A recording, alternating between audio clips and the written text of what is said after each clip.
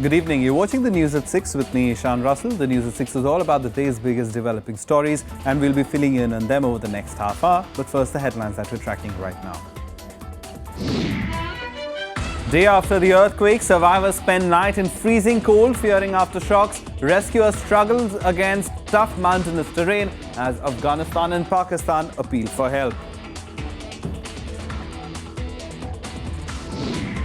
At the India-Africa Forum Summit, External Affairs Minister Sushma Swaraj argues case for permanent seat at the UNSC, says India and Africa must join hands to seek representation of 2.5 billion people. Finance Minister Arun Jaitley allays fears over fiscal deficit, says targets will be met despite disinvestment challenges.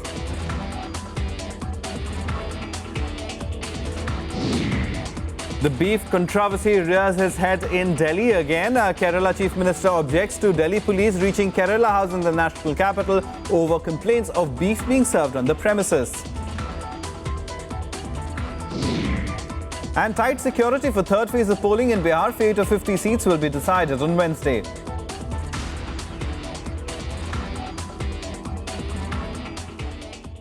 Well, our top story this evening at the ongoing India-Africa Forum Summit. India today reiterated its call for a permanent seat at the UNSC. Speaking at the foreign ministers' meet, Sushma Swaraj said, although Indians and Africans comprise nearly 2.5 billion people, they continue to be excluded from appropriate representation in the institutions of global governance.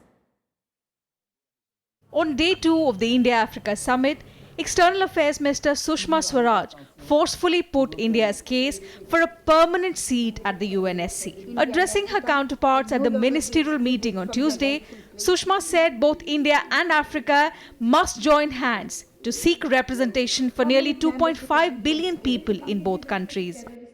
India and Africa can no longer be excluded from their rightful place of the permanent membership of the UN Security Council. How can we expect legitimacy from a governance structure that excludes the entire African continent and a country which represents 1/6 of humanity? Sushma also pitched for counter-terror cooperation with Africa in the backdrop of the threat posed by the ISIS and Boko Haram. For this, she proposed intelligence exchange and training with all 54 African countries. We must step up our cooperation through intelligence exchange, training, and other measures to counter this menace. We also hope that the international community will cooperate with urgency to adopt the Comprehensive Convention against International Terrorism. In line with Prime Minister Modi's development agenda, the participating African nations sought India's cooperation in the area, particularly HRD and MSME sectors. I wish to highlight the great strides made by your micro, small and medium enterprises towards realizing our development agenda. The MSMEs' share in economic activities continue to grow steadily. In many of our countries, more than 70% of employment is generated through this sector. Thus, it is vital for this forum to put measures that will boost the support base for this sector. Cooperation in several other key areas like energy, trade and security was also discussed at the meet, which set the agenda for Thursday's summit. It's being billed as the biggest gathering of foreign dignitaries in New Delhi since the 1983 Non-Aligned Summit. There is hardly any difference between India and African nations on the question of social and economic development, but they are trying hard to create a convergence on the question of terrorism and Security Council reform. It will be interesting to see on Friday how they can reach the convergence. Akhilesh Suman for Rajya Television with camera person D.K. Pandey in Delhi from the summit place. And let's go across to our correspondent who brought us that report. Akhilesh Suman now joins us. And Akhilesh, as you were saying in your report, convergence in key issues, is that going to happen? The signs certainly seem to be there, but it is indeed a mammoth task to convince all 54 nations of Africa to back India's UNSC seat. That perhaps being one of the big conversations of today. Yeah, naturally, African nations are united in the way that India's contribution in their economic growth, their skill training, whatever India is giving them in the manner of HRD, whatever. But when the question of politics is arising, they are divided and they are not going on board with India on these issues like Security Council. They have They have their differences inside the African Union also, and African Union itself will be deciding that whom they will support. Many of the countries in Africa has supported India's candidature for UNSC, but the strong unanimous voice is still to come. And how reform will take place on this issue also, strong negotiations are going on. On the question of terror, you might have heard that Sushma Swaraj has mentioned the question of cross-border terror and also the question of terrorism in different form, menace. But the question of state and sponsoring, there is sensitivity among African nations. So I think that India has to cross the bridge in a very, very calibrated manner so that it can gain support of African nations in the United Nations on the comprehensive proposal on the against the terror. All right, indeed, but also in focus is trade ties. And given the fact that as far as the comparison with China is concerned, that would be really unfair. China's at a $200 billion trade target, trade ties are valued at about $200 billion with China of the African continent. India only at $70 billion. But India focusing on other key areas, trying to be an enabler, trying to help in skill development of African people, and people-to-people ties really being the focus for India, isn't it? Yeah, naturally. See, you cannot compete with China. Everyone in the government agrees that China is a different ball game. It has a deep pocket, and India cannot match the Chinese deep pocket. So India's whole India's assertion is on the political side. The convergence of the issues like anti-colonial struggle, convergence on the issues like human development index, because India and Africa has got independence against the same colonial power, and they are growing in the same manner. You will find many Africas in India and many Indias in Africa. The way India is growing, the way Africa is also going. But the question of sensitivity as far as the China is concerned, African nations want China, African nations want India, African nations want America. Every country has their own strength, and India has its own strength as far as the human development is concerned, and they are very happy with India as far as the MSME is concerned, the skill training is concerned, and they want to intensify this type of cooperation with India. All right, Akhilesh, we'll leave it over there. But thank you very much for joining in. And Akhilesh Suman will, of course, be keeping a track of this important summit as it unfolds. Thanks so much for that. We're moving on now, stressing on the need to further strengthen Indo-African ties. Finance Minister Arun Jaitley has said that India wants its economy to grow much faster. He also said that India will continue to strive for growth as the country's growth potential was much higher. India wants its economy to grow much faster, as it eyes new opportunities for trade and economic cooperation with Africa. Finance Minister Arun Jaitley said, despite China having a few decades advantage over India and the reform process being much delayed, the country to grow much faster. India today aspires to grow much faster. And when I say we aspire to grow much faster, we are still not satisfied with the present growth rates that we've achieved. They may be, in comparison to rest of the countries, quite reasonably high. But our potential, I think, in a friendlier environment, both within and outside, is much higher. Over the past few years, India's annual trade with Africa has increased to $72 billion. But it's still far behind China's $200 billion. But India is now attaching high importance to ties with Africa. India and Africa together may well become the engines of growth for the entire world. India can contribute its capital, skills, technological capabilities to sustain Africa's growth. Africa in turn can support India's growth through mutually beneficial resource partnership and easier access to each other's expanding market. With the India-Africa Forum Summit, India hopes to further deepen its ties with the continent, but the country will focus on a developmental partnership for both regions. Bureau Report, Rajya Sabha TV. And Finance Minister Arun Jaitley has also expressed confidence that the country's fiscal deficit targets will be met despite challenges on the divestment front. The government had budgeted raising 69,500 crore rupees through disinvestment. Of this, 41,000 crore rupees was to come from minority stake sale in PSUs and 28,500 crores from strategic stake sales. Jaitley also added that all efforts would be made to persuade the opposition to get the GST bill passed in the winter session of Parliament. He reiterated that the government was looking to further ease the FDI policy. Now, the state government-run Kerala House finds itself in the midst of a controversy over beef. On Monday, the Delhi police reacted to a complaint about beef curry being served at the Kerala House canteen in the national capital. The police action has been condemned not only by the state government but also by political leaders of other parties. Kerala House officials also deny selling cow meat at the canteen. The Kerala government has dismissed claims that beef curry was served at Kerala House. Chief Secretary G.D. Thompson denies that the canteen serves cow meat. The government has also filed a police complaint over the entry of activists without permission. I totally deny it. We have never done it. We have what they have done is they have given buffalo meat.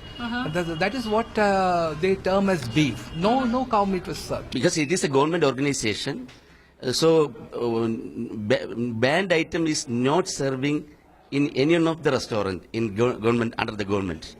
Following the incident, Kerala House has taken buffalo meat off its menu. Delhi police received a PCR call complaining about beef curry being served at Kerala House on Monday. Police says a team was sent there to avert any untoward incident. Our officers made inquiries. They were told that nothing of this sort is being done at Kerala Bhavan. Thereafter, our staff, our police officers, gave instructions to the security staff of Kerala Bhavan to keep an eye for any mischief, and also we made some deployment at Kerala Bhavan to ensure that no mischief is committed.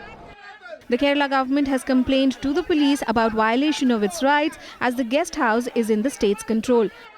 ഒരു ഗവൺമെന്റിന്റെ official guest house ആണ്.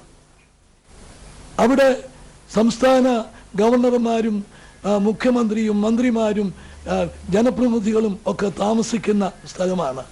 അവിടുത്തെ സംബന്ധിച്ചിടത്തോളം എന്തെങ്കിലും ഒരു പരാതി കിട്ടിയാൽ പോലും ആ പരാതി പരിശോധിക്കുന്നതിന് ചില നടപടിക്രമങ്ങൾ ഉണ്ട്. There was a complaint, they should have got in touch with the commissioner there.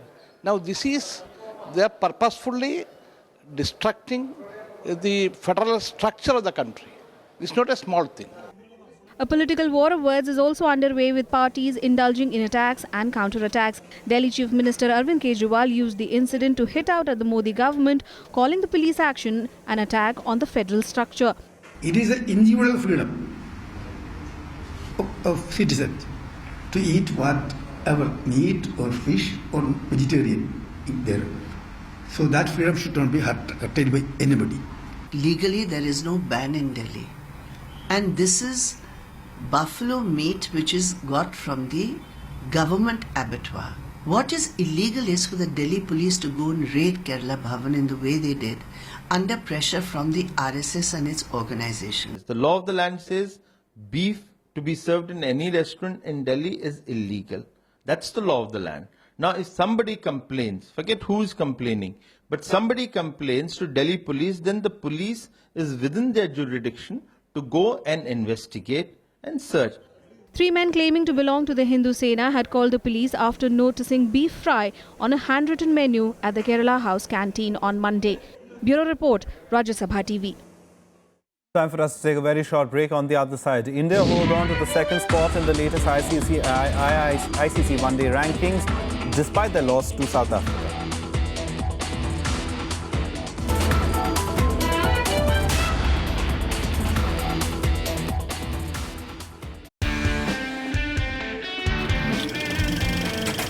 A warm welcome to It's My Life, the program that brings you face to face with country's top politicians.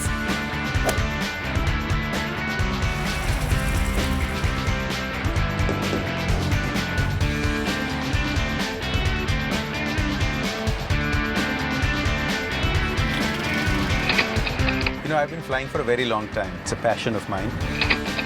You miss the Western outfits. Absolutely, I do. I have always been telling her, wear Punjabi suit.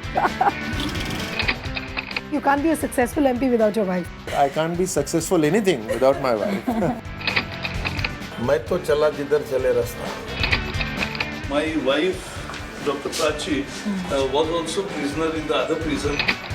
अगर मैं बोलूं मिठाई, कराची हलवा, comedian, जाने walker. Join a journey to know your leaders better on It's My Life, only on Rajya Sabha television.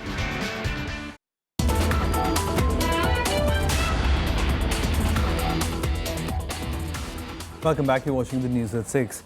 Now, preparations are in place for the third phase of polling on Wednesday in Bihar. Apart from ensuring a free and fair election, the Election Commission is also engaged in educating people on the need to exercise their franchise. Security as well is watertight to ensure smooth polling.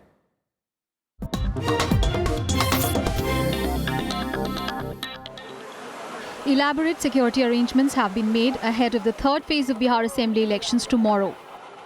Each polling station will have a minimum of 5 central paramilitary forces personnel to ensure free and fair polls. जितने भी critical booths हैं, जैसे दियारा का क्षेत्र हो चाहे नक्सल प्रभावित क्षेत्र हो, वो सारे जगहों पर ये एरियल पेट्रोलिंग से उसका निगरानी किया जाए। 50 constituencies spread over 6 districts will go to polls in this phase. The districts are Patna, Saran, Vaishali, Nalanda, Bhojpur and Buxar. The Election Commission has cut short the time for voting by 1 hour, as in many as 10 constituencies. Polling in these constituencies will be held from 7 in the morning to 4 p.m, while in the remaining 40 constituencies it will be up to 5 p.m. सभी विधानसभा क्षेत्रों में स्वच्छ एवं निष्पक्ष मतदान सुनिश्चित कराए जाने के लिए सभी मतदान केंद्रों पर अर्धसैनिक बलों की प्रतिनियुक्ति की गई है और निष्पक्ष चुनाव कराने के संबंध में जितने भी सुरक्षात्मक उपाय किए जाने चाहिए थे वे सुरक्षात्मक उपाय किए गए हैं। Let us now take a look at some of the crucial numbers of the third phase. A total of 50 constituencies will go to polls in the third phase. 808 candidates are in the fray in this phase, out of which 71 or 9% are female candidates. A total of 13,648 polling stations will be used.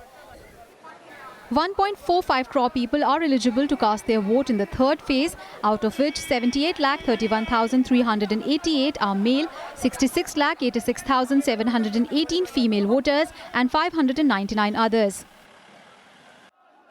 The fate of several heavyweights will be decided in this phase. Among them are Lalu Prasad Yadav's son Tejasvi Prasad from Raghopur and Tej Pratap Yadav from Mahua.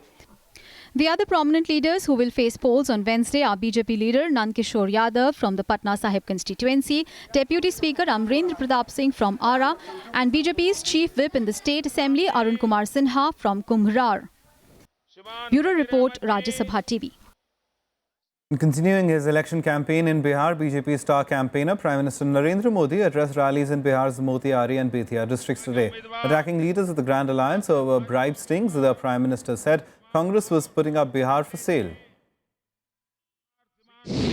ये Congress party अनाप शनाप आरोप लगाती है, संसद को चलने नहीं देती है, देश के हित के काम नहीं करने देती है और यहां पर कैमरा के सामने रुपये बांटे जा रहे हैं, रुपये लिए जा रहे हैं, बिहार बेचा जा रहा है, लेकिन वो मुंह पे ताला लगा करके आपके पास भ्रमित करने का प्रयास कर रहे हैं। Now, Rashtriya Janata Dal chief Lalu Prasad and Prime Minister Narendra Modi continue to trade insults during campaigning in Bihar. Replying to the Prime Minister's comment that Lalu was a virus in Bihar, Chief Minister Nitish Kumar's computer, Lalu today called Modi a communal virus. Now, the RJD chief also denied Modi's allegations that the Secular Alliance was plotting to take away 5% reservation of SC/ST and OBCs. He said this was Modi's ploy to divert public attention from the BJP RSS move to scrap reservation in jobs. साफ हम लोगों ने चेतावनी दे दिया कि लालू के रास्ते, गरीब गुरबा नीतीश के रास्ते, अगर रिजर्वेशन पिछड़ा दलित का खत्म करने का नाम दिया तो इन से बजा देंगे।